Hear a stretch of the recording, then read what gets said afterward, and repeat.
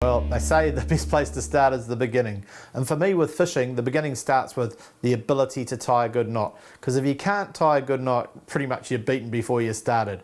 And for me, the main knot in my repertoire is the Uniknot. And I call it the Uniknot system.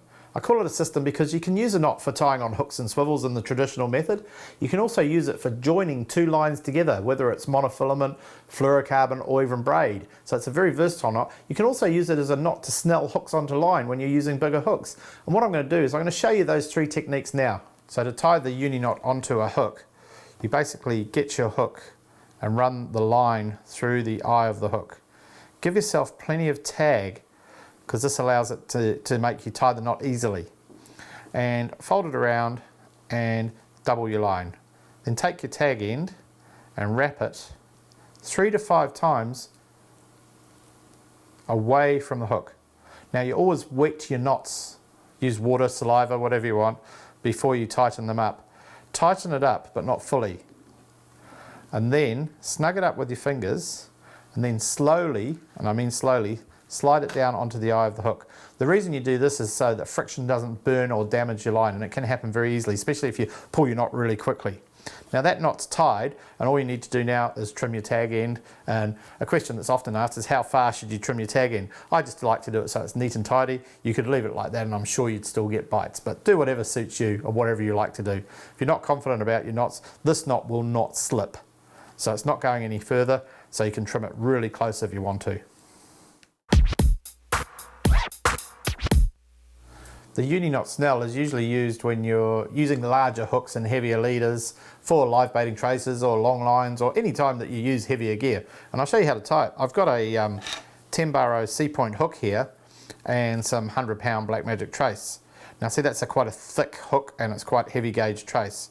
Now to tie the Uniknot snell is quite simple. You put the line through the eye of the hook and then you basically just tie a Uniknot around the shank of the hook, the same way that you tie a Uniknot any other way, except you're incorporating the shank of the hook.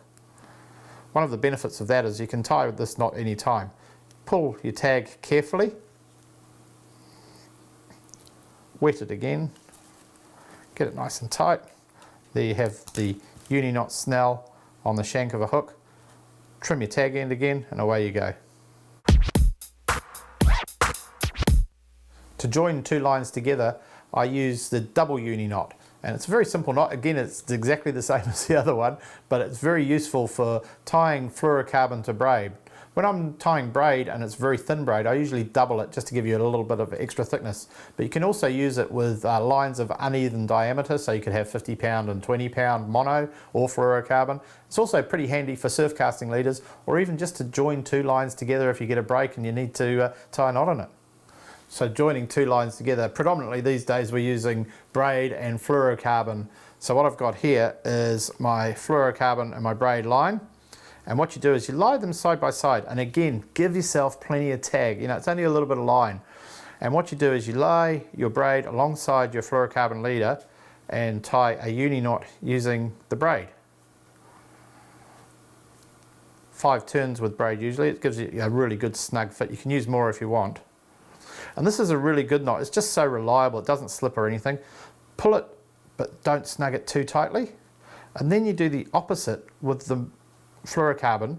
You tie it, a Uniknot, around the braid. And again, 5 turns is all you need. Wet your knot, as I said, you always wet your knots. Snug it up and then pull them together carefully. Again, can't stress how important it is not to rip your knots together hard straight away. Pull them together and then give them a firm test. Trim off your tags and then you've got a beautiful knot-to-knot join. So as you can see, I've trimmed this fairly tight and I have no worries that it's going to slip or anything. The Uniknot just doesn't slip. This knot works really well with lines up to about 15 to 20 kilo in braid and probably to about 40-50 pound in fluorocarbon. After that, you need to use knots that will flow through the guides a bit better, because this one can get a bit chunky on the bigger line. So, but this is the one up to about 15 kilo braid and 50 pound line.